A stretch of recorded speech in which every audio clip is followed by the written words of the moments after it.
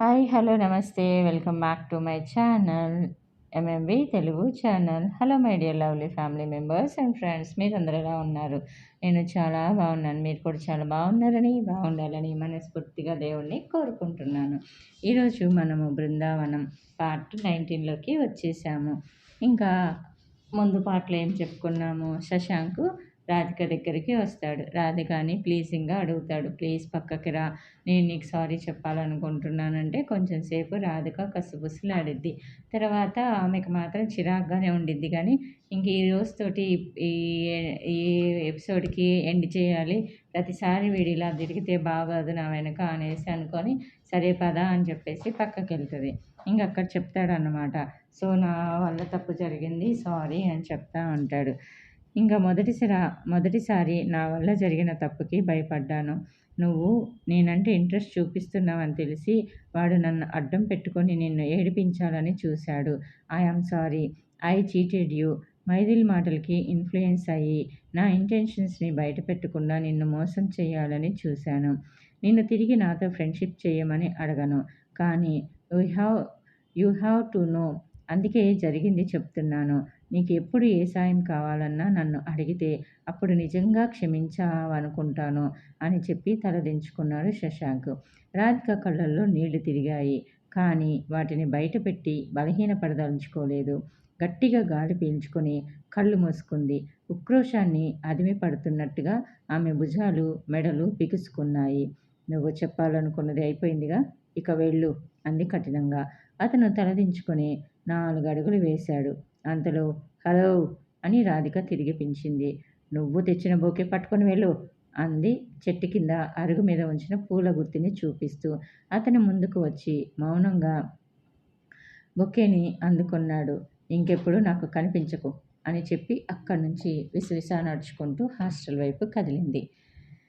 ఇంకా శనివారం ఉదయం 10 గంటలకల్లా హాస్పిటల్కి వెళ్ళి ఎక్స్రే తీయించుకొని వచ్చింది భాను. ఎముక అతికిపోవడం వల్ల కట్టు అవసరం లేదని చెప్పాడు డాక్టర్. నీ చెయ్యి తిరిగి నార్మల్ అయిన సందర్భంగా ఇవాళ సాయంత్రం సరదాగా బయట తిరిగొద్దాం, సరేనా అంది రాధిక ఉత్సాహంగా. తప్పకుండా. I really owe you a treat. ఎక్కడికి వెళ్దాం, నువ్వే చెప్పు. ఈ మెస్ ఫుడ్‌కి బాయ్ బాయ్ చెప్పేసి హాయిగా ఏదైనా రెస్టారెంట్‌లో తిని కాసేపు తిరిగేసొద్దాం అంది రాధిక. అలాగే, కాకపోతే చిన్న మార్పు. ఇవాళ రవీంద్ర భారతిలో సంగీత విభావరి ఉంది. అందులో పావని ఫ్రెండ్ కూడా పాడుతుంది. అక్కడికెళ్దాం. పావనిని, చిన్నీని కూడా రమ్మంటాను అనేసి అంది భాను. మరి ఆంటీని వదిలేసావేం? ఆమెను కూడా రమ్మను. ఎప్పుడు ఇల్లు పనేనా, కాస్త మార్పుగా ఉంటుంది అని అంది రాధిక. మా అమ్మ సంగతి నీకు తెలియదులే, ఆవిడెక్కడికి రాదు. పైగా ఆటోలకి, హోటల్స్‌కి మనం ఖర్చు పెట్టేది చూస్తే ఇంకా బాధపడిపోతుంది అంది నవ్వుతూ. ఆవిడ రాదని మనమే ఫిక్స్ అయిపోతే ఎట్లా? మనుషులన్నాక మూడ్స్ ఉంటాయి. ఒకప్పుడు అనిపించినట్టు ఇంకొకప్పుడు అనిపించకపోవచ్చు.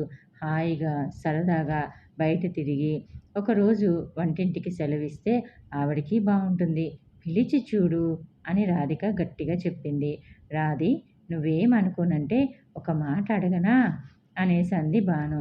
నీకు నాతో కానీ నా ఫ్యామిలీతో కానీ కలిసి తిరగాలంటే ఎబ్బెట్టుగా అనిపిస్తుందా అని అడిగింది. రాధిక భానుకేసి విచిత్రంగా చూసింది. నాకెందుకు నామోషి, అయినా ఎందుకు ఇలా అడుగుతున్నావు అని అంది రాధిక. మరి నువ్వేమో పాలిష్ పెట్టిన పింగాణి బొమ్మలా ఉంటావు. మా బట్టలు, వస్తువులు అన్నీ బీదరికాన్ని ఎత్తి చూపిస్తున్నట్టు ఉంటాయి. నాకు ఎక్కువ మంది స్నేహితులు లేకపోవటానికి అదే కారణం, అందుకే అడిగాను అని అంది భాను. రాధిక నవ్వింది. మంచిదానివే, పైకి ఇలా కనిపిస్తావు కానీ కడుపులో ఇలాంటి ఆలోచనలు పెట్టుకుంటావన్నమాట. అందుకే అందరితో కలవకుండా ముడుచుకొని పోతావని అర్థమవుతుంది.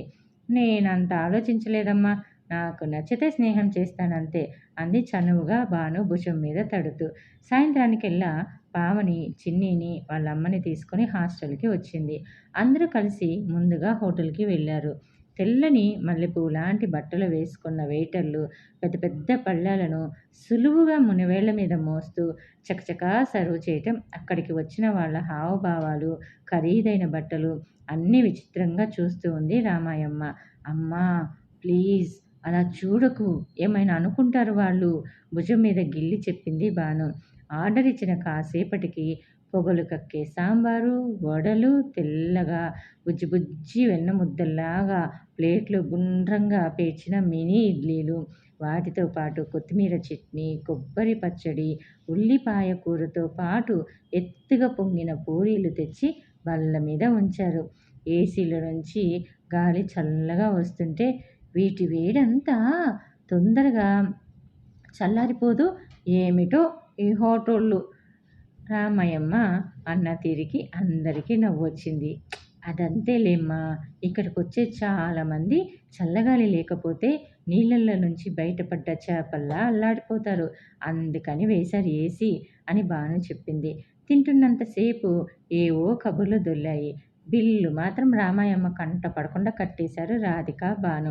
హోటల్ నుంచి బయటికి రాగానే 2 ఆటోల్లో బయలుదేరి రవీంద్ర భారతి దగ్గరకు చేరారు. పావని తన దగ్గరున్న కాంప్లిమెంటరీ టికెట్స్‌ని ఎంట్రన్స్ దగ్గర నిలబడ్డ వాలంటీర్‌కి చూపించింది. స్టేజ్‌కి దగ్గరగా మూడో వరుసలోనే ఉన్నాయి వారి సీట్లు. అప్పటికే ప్రారంభోపన్యాసం అయిపోయింది. స్టేజ్ మీద కుర్చీలు, బల్లలు తీసేసి పాడేవాళ్ళు కూర్చోవడానికి వీలుగా ఏర్పాట్లు చేస్తున్నారు. 10 నిమిషాలకి సంగీత విభావరి ప్రారంభమైంది. పూర్తి స్థాయి కర్ణాటక సంగీత కచేరీలు కాకుండా ఒక్కొక్కరే వచ్చి త్యాగరాయ కీర్తనలు, అన్నమయ్య కీర్తనలు పాడుతున్నారు. రాధికకి కర్ణాటక సంగీతంలో విపరీతమైన ఆసక్తి లేదు. అలా అని అనాసక్తి లేదు. నచ్చిన పాటలు వింటూ విసుగు పుట్టినప్పుడు ఆడిటోరియం సీలింగ్ ఎంత ఎత్తులో ఉందో, దానికి ఏ మెటీరియల్ వాడారో చూస్తూ కూర్చుంది రాధిక. ఇంతలో ఆమె దృష్టి ముందు వరుసలో ఉన్న ఒక వ్యక్తి మీద పడింది. బట్టతల, నెరిసిన చెంపలు, పక్క నుంచి కనిపిస్తున్న ముఖ కవళికలను బట్టి ఆయన్ను గుర్తుపట్టింది రాధిక. ఆయన పోనీ బాబాయి ఆనవాళ్ళు దొరకగానే సహజమైన ఉత్సాహాన్ని ఆపుకోలేకపోయింది రాధిక. రాజారావు గారింట్లో కలిసిన రోజు క్లాసికల్ మ్యూజిక్ గురించి తెగ పొగిడాడు. నిజంగా టీవీలో అలాంటి కార్యక్రమం వస్తే ఛానల్ మార్చేస్తాడేమో అని తను నవ్వుకోవడం కూడా గుర్తొచ్చింది రాధికకి. పాపం నిజంగానే కర్ణాటక సంగీతం అంటే మంచి అభిమానమే ఉన్నట్టుంది అనుకుంటూ ఎలా పలకరించడమా అని ఆలోచిస్తుండగానే 10 నిమిషాలు గడిచిపోయాయి. కార్యక్రమం అయిపోయిందన్నట్టుగా గుర్తుగా చప్పట్లు మోగాయి. పావని ఫ్రెండ్‌ని కలవడానికి భాను వాళ్ళందరూ గ్రీన్ రూమ్ వైపు కదిలారు. ఆయన ముందు వైపు గేటు నుంచి బయటకు వెళ్ళడం చూసింది రాధిక. "మీరు వెళ్ళండి.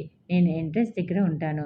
తెలిసిన ఆయన ఒకరు కనిపించారు" అని భానుకు చెప్పి పరుగులాంటి నడకతో ఆయన్ని అనుసరించింది రాధిక.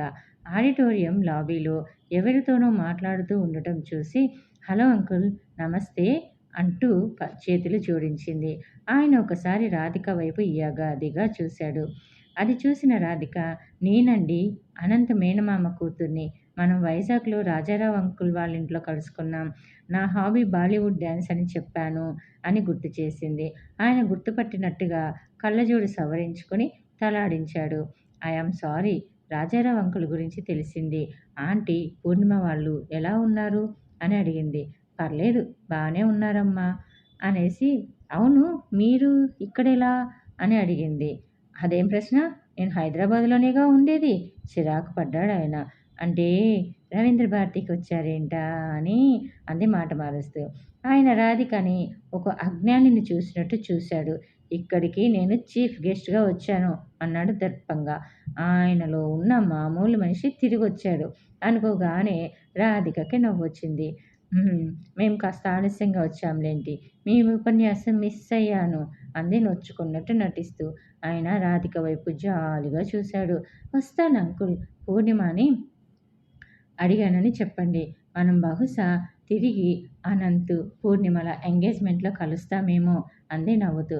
ఆయన రాధికని యగాదిగా చూసి "అదేంటి, వాళ్ళ ఎంగేజ్‌మెంట్ జరగడం లేదని తెలీదా" అని అడిగాడు. "ఓహ్! I am sorry. ఇప్పుడున్న సిట్యుయేషన్‌లో ఇలా ఆలోచించడం తప్పే. వాళ్ళకి తేరుకోవడానికి కొంత సమయం కావాలి" అంది నెచ్చుకుంటూ. "నేనేదో చెప్తుంటే నీ పాటికి నువ్వేదో మాట్లాడుతూ ఉంటావే. నేనన్నది అనంత్‌కి, పూర్ణిమకి ఎంగేజ్‌మెంట్ జరగడం లేదని. పూర్ణిమకి ఆమెతో పాటు డాక్టర్‌గా పనిచేసే మహేష్‌కి నిశ్చితార్థం జరుగుతోంది" అని చెప్పాడు. రాధికకి ఒక్కసారిగా షాక్ తగిలినట్టు అయింది. ఆడిటోరియం లాబీలో తిరుగుతున్న మనుషులు సినిమా రీల్లో బొమ్మల్లాగా, జరుగుతున్నది బ్రహ్మలాగా అనిపించింది. పూర్ణిమకి అనంత్‌కి బ్రేకప్ అయిందా? మాటలు కూడా తీసుకొని అడిగింది. అవునమ్మా! మా అన్నయ్య కోసం ఒప్పుకున్నారా సంబంధం. ఆయన పొయ్యాక ఆలోచనలు మారిపోయాయి. పెత్తనం చేసేవాళ్ళు మారిపోయారు. మా అన్నయ్య షడ్డకుడు చూస్తున్నాడు వాళ్ళ వ్యవహారాలన్నీ. ఆయన మాటల్లో అక్కసు కనిపించింది. రాధికకి ఇంకా ఆ విషయం నమ్మబుద్ధి కాలేదు. పూర్ణిమ డాక్టర్. చాలా మెచ్యూరిటీ ఉన్న అమ్మాయి. ఆమెకి ఇష్టం లేకుండా అనంత్‌ని పెళ్లి చేసుకోవడానికి ఒప్పుకుంది అని నేను అనుకోను. బహుశా ఇద్దరికీ ఏదైనా గ్యాప్ వచ్చిందేమో! మీలాంటి పెద్దవాళ్ళు మధ్యలో మాట్లాడవలసింది. అప్పుడు రాధికకి ఆ క్షణం అంతరాలు మర్చిపోయి మాట్లాడుతున్నానన్న విషయం స్ఫురణకు రాలేదు. లాబీలో వచ్చే పోయేవాళ్ళు రాధిక మాటలకు తల తిప్పి చూస్తూ వెళ్తున్నారు. బావుందమ్మా! మా అన్నయ్య మాటకి భయపడి ఆ రోజు ఆ సంబంధానికి ఒప్పుకున్నారు. ఆయన పోయాక మాట మార్చారు. ఆయన్ని ఎదిరించి ఇండిపెండెంట్‌గా ఉండడానికి. వాళ్ళదేమో మిడిల్ క్లాస్ ఫ్యామిలీ కాదు. కోస్తాంధ్రాల్లోనే అత్యంత ధనవంతులు. ఆ ఆస్తి, వ్యాపారాలు అన్నీ మా అన్నయ్య కష్టార్జితం అంటూ హేళనగా నవ్వాడు. రాధిక కొయ్యబారిపోయి చూస్తూ ఉండగానే గాడ్ బ్లెస్ యూ వస్తానమ్మా అంటూ వెళ్ళిపోయాడాయన. ఇంకో నిమిషానికి భాను వాళ్ళు వచ్చారు. పావని, రామాయమ్మ, చిన్నిని తీసుకొని ఇంటికి బయలుదేరగానే రాధిక, భాను ఆటో ఎక్కారు. ఆటోలో ఉన్నంతసేపు రాధిక అనంత్ గురించే ఆలోచిస్తూ ఉంది. పూర్ణిమ అనంత్‌తో పెళ్లిని ఒక బిజినెస్ డీల్ లాగే అనుకోని ఇష్టపడలేదా? అనంత్ కూడా అనుకుందా? అంటే అతన్ని ఇష్టపడలేదా? అనంత్ కూడా వ్యాపారానికి ఇచ్చిన విలువ పూర్ణిమకి ఇచ్చినట్టు కానీ, ఆమెతో సమయం గడపడానికి కానీ ఇచ్చినట్టు కనపడడు. పూర్ణిమ అందుకే అలాంటి నిర్ణయం తీసుకుందా అని అనుకుంది. ఏ ఆడపిల్లైనా ప్రేమించే భర్తనేగా కోరుకుంటుంది. పూర్ణిమ వైపు నుంచి ఆలోచిస్తే కరెక్టే అని అనిపించినా మనసు మాత్రం అనంత్‌కి వ్యతిరేకంగా ఒక్క మాట కూడా తీసుకోవడానికి సిద్ధంగా లేదు. అనంత్ తనకంటే కుటుంబానికి విలువ ఇచ్చే వ్యక్తి. నిజాయితీ, నిబద్ధత ఉన్న వ్యక్తి. జీవితం పట్ల అవగాహన, ఆశయాలు ఉన్నాయి. ఆశ కంటే ఆశయాన్ని, సుఖం కంటే బాధ్యతని, ఊహ కంటే వాస్తవాన్ని ఇష్టపడే వ్యక్తి. ఖచ్చితంగా పూర్ణిమతో పెళ్లి జరిగాక ఆమెని అపురూపంగా చూసుకోగలడు. అలాంటి మనిషిని పూర్ణిమ ఎలా కాదనుకున్నది? రాధిక ఆలోచనలు ఒక పట్టాన తెగలేదు. ఇక నెక్స్ట్ అప్పటికి మూడోసారి రాధిక అనంత్‌కి ఫోన్ చేయబోయి ఆగిపోయింది. ఆమెకి అనంత్ మీద కోపంగా ఉంది. జరిగినది ఇది అని ఒక్కసారి ఫోన్ చేసి చెప్పొచ్చుగా! గుట్టుగా, గంభీరంగా ఉండటం గొప్పే కావచ్చు. కానీ అయిన వాళ్ళతో కూడా కష్టసుఖాలు పంచుకోకపోతే మనుషులకి, బంధాలకి విలువేముంది? రాధిక ఆలోచనలు అంతులేని దారాల్లా సాగుతూనే ఉన్నాయి. ఇంతలో సెల్ ఫోన్ రింగ్ అయింది.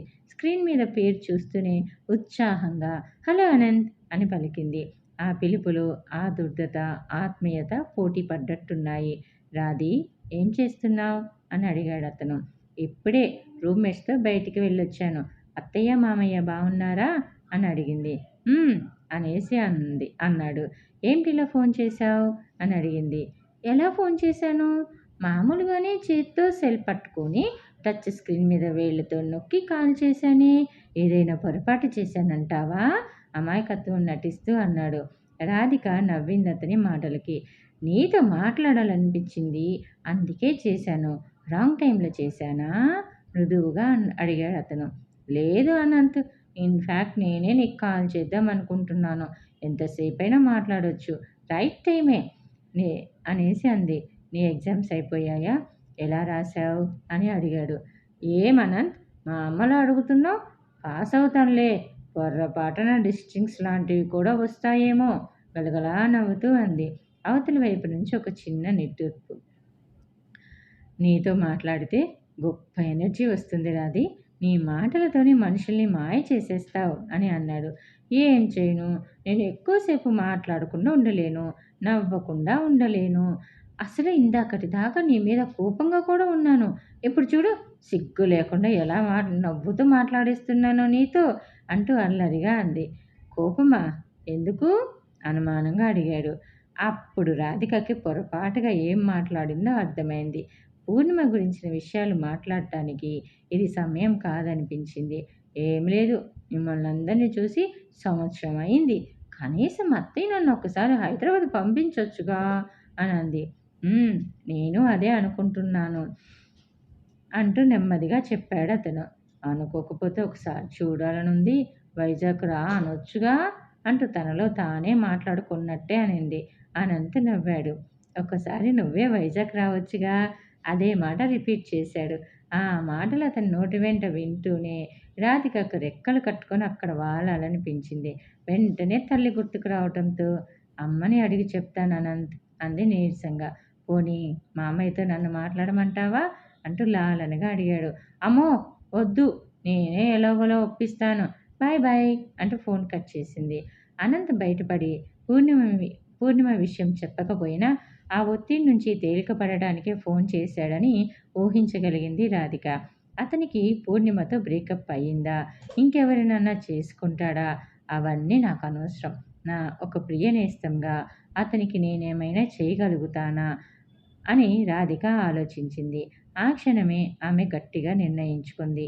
మీనాక్షి ఒప్పుకున్నా ఒప్పుకోకపోయినా వైజాగ్ వెళ్ళి తీరాలని. ఇక నెక్స్ట్ రాధిక ఇంటికి వెళ్ళేసరికి మీనాక్షి, మోహన్ రావు హాల్లో కూర్చొని మాట్లాడుకుంటూ ఉన్నారు. మీనాక్షి స్కూల్ నుంచి రాగానే హ్యాండ్ బ్యాగ్, టెక్స్ట్ బుక్స్ లోపల పెట్టే తీరిక లేనట్టుగా సోఫాలోనే పడేసింది. అంటే ఏదో ముఖ్యమైన విషయం మాట్లాడుకుంటూ ఉన్నారని గ్రహించింది రాధిక. పోనీ డెవలప్మెంట్ వెంచర్స్కి ఇస్తే మనకి 4 అపార్ట్మెంట్స్ మిగులుతాయి. మనం స్థలం అమ్మినా ఆ డబ్బు ఎక్కడో ఒక చోట ఇన్వెస్ట్ చేయాలిగా మీనాక్షి అంది మోహన్ రావుతోటి. మీనాక్షి, నేను చెప్పేది జాగ్రత్తగా ఆలోచించు. మన ఏరియాలో ఉండే వాళ్ళంతా బిగ్ షాట్స్. ఇక్కడ అందరికీ ఇండిపెండెంట్ హౌస్లు ఉన్నాయి. ఒకవేళ మనం వెంచర్ వాళ్ళకి ఇచ్చినా అది పడనీరు వాళ్ళు. విశ్వనాథానికి తన ఇంటి పక్కన అపార్ట్మెంట్స్ రావటం ఇష్టం లేదు. ఎలా అయినా ఆయన దాన్ని పడనీయడు. మనమే తెలివిగా అమ్ముకునే ప్రయత్నం చేయాలి అని అన్నాడు.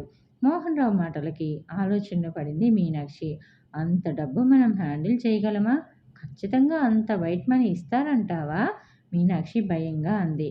చూద్దాం, అన్నీ సరిగ్గా ఉంటేనే అడుగు ముందుకు వేసేది ధైర్యం చెప్తున్నట్టుగా అన్నాడు. ఇల్లు అమ్మకానికి పెట్టామని తెలిస్తే మన మీద ఎలాంటి ఒత్తిళ్లు వస్తాయో అని భయంగా ఉందండి. ఈ మధ్యకాలంలో డబ్బు కోసం, స్థలాల కోసం ఎటువంటి అక్రమాలు జరుగుతున్నాయో తలుచుకుంటుంటేనే భయంగా ఉంది అంది విశాలాక్షి. తల్లి భయపడడం మొదటిసారిగా చూస్తూ ఉంది రాధిక.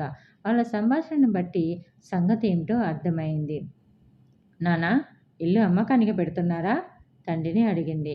అవునమ్మా, మధు కూడా 4 ఏళ్లలో పెద్ద చదువుల్లోకి వస్తాడు. డబ్బు చేతిలో ఉంటే మంచిది కదా.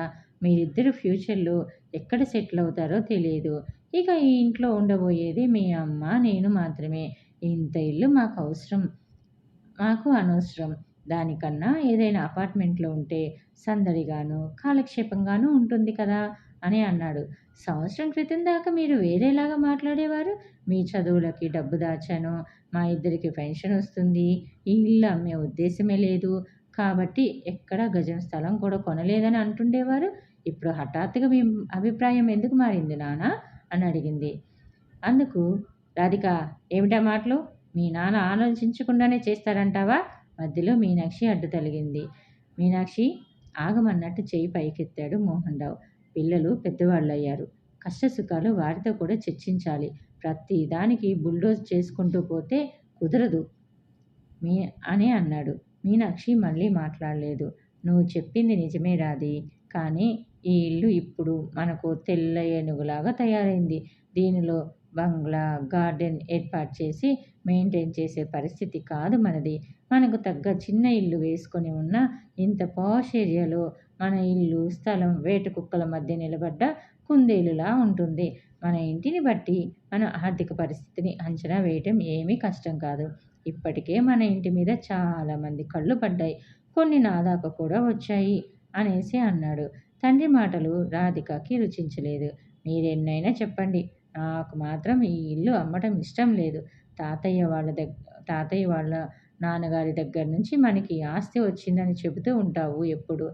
ఈ ఇల్లు పోగొట్టుకోవటం అంటే మన ఐడెంటిటీని పోగొట్టుకోవటమే. ఈ ఇంటితో మన జ్ఞాపకాలు ముడిపడి ఉన్నాయి. నీతో పాటు నాకు, మధుకి, అత్తయ్యకి అని అంది. అప్పటిదాకా నచ్చచెప్పే ధోరణిలో ఉన్న మోహన్ రావు మొహం పాలిపోయింది. కొద్ది క్షణాల పాటు జ్ఞాపకాలన్నీ బరువుగా మారి ఒత్తిడిని పెంచాయి. సూటిగా, స్పష్టంగా అనిపించిన నిర్ణయం క్షణంలో మసకబారినట్టయింది. రాధిక, ఏం మాట్లాడుతున్నావో తెలుస్తుందా?